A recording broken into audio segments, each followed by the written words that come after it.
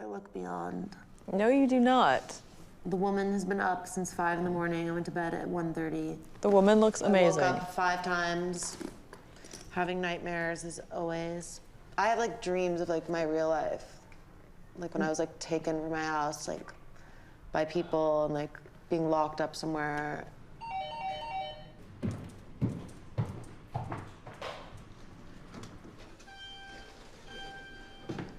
Hi. Hi. You're so gorgeous. Thank you. What have you guys been doing? Chilling, just thinking about life and why I have nightmares. Remember that like random school I went to? In Salt Lake City? Yeah. Yeah. Remember like 7 years ago, I was in Europe and I met someone who was at one of those places with you and I put you on the phone with them? What did he say? That you guys were at this place and it was just like mental. It was like abuse. There's Paris.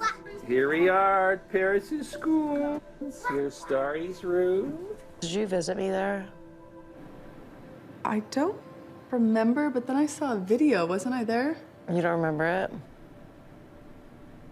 No. I feel like we both blocked it out. Mom and Dad always loved like hiding things from Everything. everyone. They're the king and queen of sweeping everything under the rug. Yeah. My parents always hid everything from us. So I would listen on the phone. That's how I got all my intel.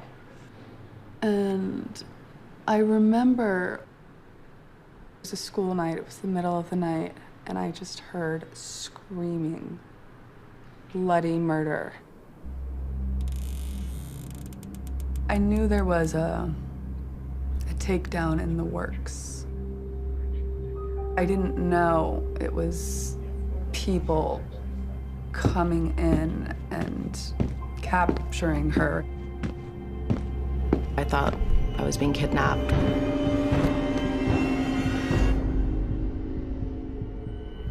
I started screaming for my mom and dad, like, help me.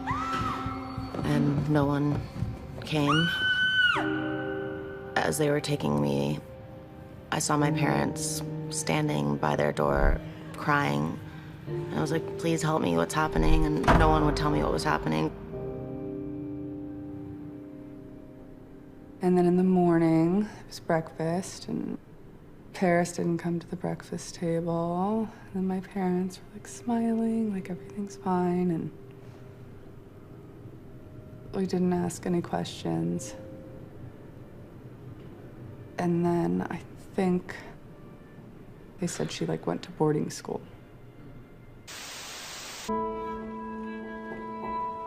The last school that I went to was Provo Canyon School. And that was the worst of the worst. There's no getting out of there. You're sitting on a chair, staring at a wall all day long, getting yelled at or hit. I felt like a lot of the people who work there got off on torturing children and seeing them naked. They would prescribe everyone all these pills. I didn't know what they were giving me. I would just feel so tired and numb. Some people in that place were just gone. Like the lights are on, no one's home. A lot of people were on suicide watch. And I was so scared that was gonna happen to me. So eventually, I found out a way to not take the pills. But everyone would tell on everyone, and they found a Kleenex with all of the pills in it. And I got in so much trouble for that. Solitary confinement. Like something out of One Flew Over the Cuckoo's Nest. They'd make people take their clothes off and go in there like for 20 hours. Felt like I was going crazy. Someone was in the other room that was like in a straitjacket, screaming. I was just freezing, I was starving. I I was alone, I was scared. My parents were in New York. They didn't know. But I was so angry and so upset that I hated them. I was at Provo for 11 months. And the only thing that saved my sanity was thinking about what I wanted to do and who I wanted to become when I got out of there. I was gonna do everything in my power to be so successful that my parents could never control me again.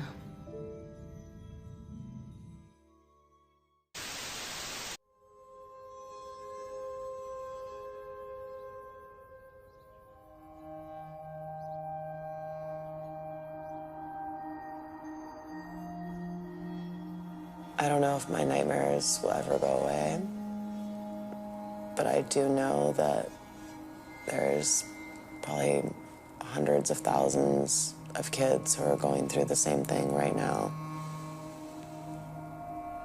And maybe if I can help stop their nightmares, it will help me stop mine.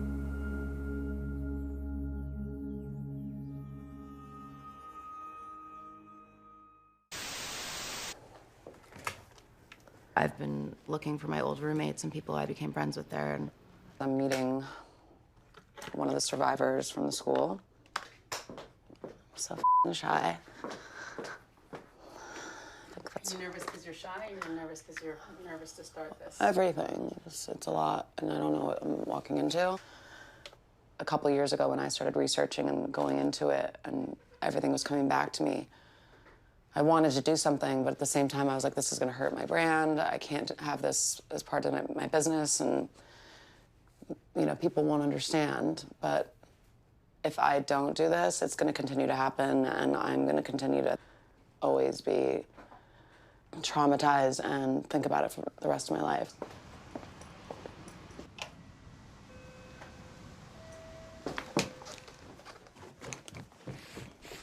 Hi. Hey, how's it going? Good. Long time no see. I don't know if Yeah. you recognize me. I looked very different Yes. back then. Hey. Thank you for coming. Yeah, no problem. It's weird that like a lot of survivors, they wake up like after like 15, 20 years and like, wow, like it hits them and they are ready to talk about it. Yeah. So Provo Canyon School, it's been this beast that's been around for 50 years. But every once in a while, some employees would decide that it's going to be great if they open their own programs. So PCS not only is responsible for the kids they abuse, but like all these sister programs that branched out and made the troubled teen industry. There are other celebrities that went through PCS, and I won't say their name, especially not on camera, but like you're the first one to bravely speak up. It needs to stop. Like, I literally want to go there and be like, all right, we're going in and we're taking all these kids out. Or With a big- trying to big talk to bus. them. I don't know, but I don't know what they'd probably call the cops and go crazy. So I was gonna show you like all the support you have from Raina and Elizabeth. Elizabeth actually looks just like she looked at PCS, except just like age regression. Yes, I do remember her. I still have nightmares, and it's been 20 years. Do you remember Raina Hager? I remember her too. The staff were abusive. I think one thing I can say is that they tried really hard to break me. And they caused a few cracks. I don't think I met your best friend there, but we did find her, Jessica. Jessica. She was such a badass. I ended up in an abusive relationship after I left Provo. I'm thinking maybe like being in places where they're abusive to you would make you think that that's a normal way to be. There's a bunch of police reports we were able to gather, like from 2011 to 2014, 56 calls of assault to Provo Canyon School, and 25 calls to the police in regards to sexual offenses. I'll also forward to, if you want to show this to your parents at all. I love this. No, I want to... I'm just processing this again. It's not easy. We all have to get to that point where we're ready to open up about it. Yeah. I don't know if you have nightmares, but I have nightmares almost every night of me being taken. Ever since I got kidnapped at 16, like a pin drops and I wake up. This like hypervigilance of like every situation. And I think like I still take that with me in like work and stuff like that, where I'm like scoping out like, how do I get out of here? Like what's in the situation? Like I feel the exact same way about everything. Like even with love and relationships, I never like fully open because I don't even know how to.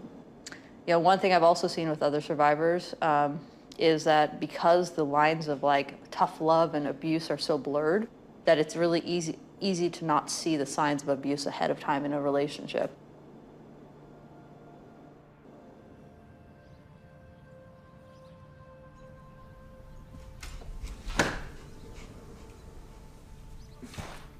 After being at Provo, you don't even know what love is or how to have a relationship. You look hideous. I've been in a lot of relationships where people, they just get so controlling and get so angry that they become physical.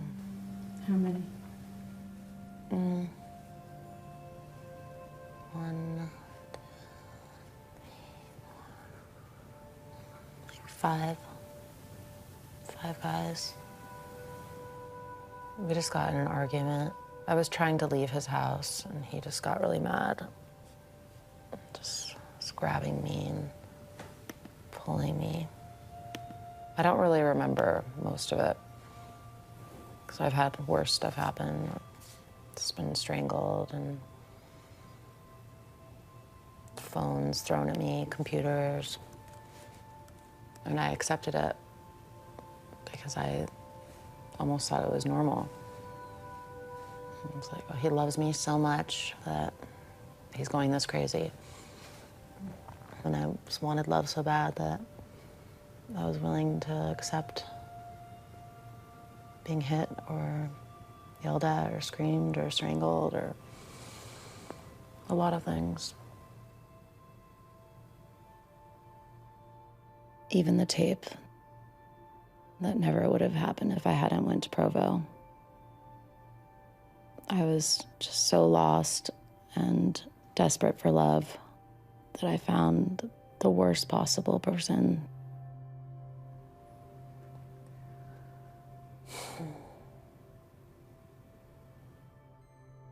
After being at that school, I just didn't want anyone to know and I didn't want to be embarrassed. I was so obsessed with looking perfect on the outside. That's why I always have to project basically what I think the public wants.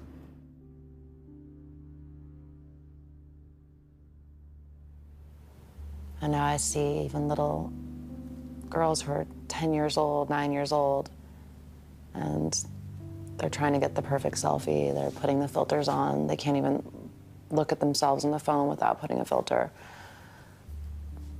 I can't even imagine being like a 13-year-old girl today. Do you feel responsible for it? I mean, many people have said you're the architect of that. I do feel responsible for it.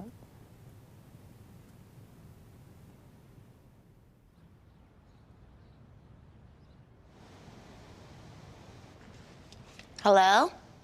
Hi. How's it going? Good. How are you? Email. Awesome. Are you ready for tomorrow? Yes. I'm excited. I'm nervous. Yes. You're not going to be the only one. Yes. The sample photos I sent you, those are from other girls that were in other programs, but I think it kind of maximizes your some of the skills you have as far as social media and raising awareness that way. Yeah, this is amazing. I love it. The whole campaign about breaking silence is about coming out and saying, this happened to me, and it kind of empowers others who they were ashamed about talking about before. I've never discussed this publicly with anyone, so it's going to be like a shock to people, I'm sure, because no one knows. Oh, yeah. But, like, it's the right thing to do to help kids. Definitely. I can't even imagine the fact that they have 9-year-olds in there now. Like what? 8-year-olds, no less. 8-year-olds. My name is Catherine McNamara, and I'm a survivor of Provo Canyon School. I was force-fed. I was cut off from friends, family. I witnessed girls be physically and emotionally and sexually abused. I was emotionally abused by staff, by other peers. What's up? I don't know if we can. There's no pressure. Okay. I understand. Thank you. I witnessed and endured physical abuse, restraints, emotional, mental abuse. I was forced onto medications. I was taught that everything that happened to me was all my fault. I'm speaking out because no child deserves to be punished for expressing their feelings. Especially when that punishment just equals more torture and more trauma. I've got to be done. That was awesome.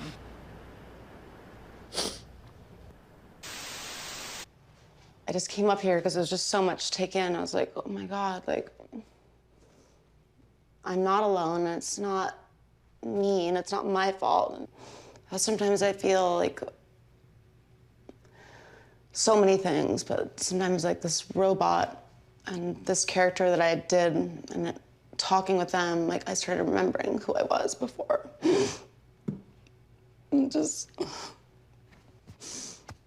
I don't know. It makes me sad they took that away.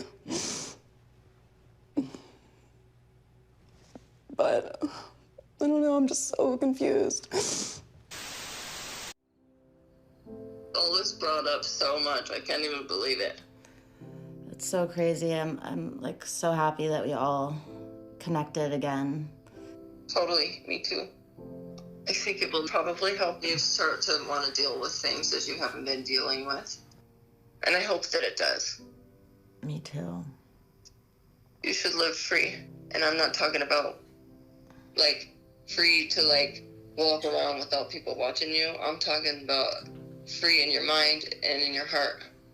Yeah. From things that have happened in your life. One day.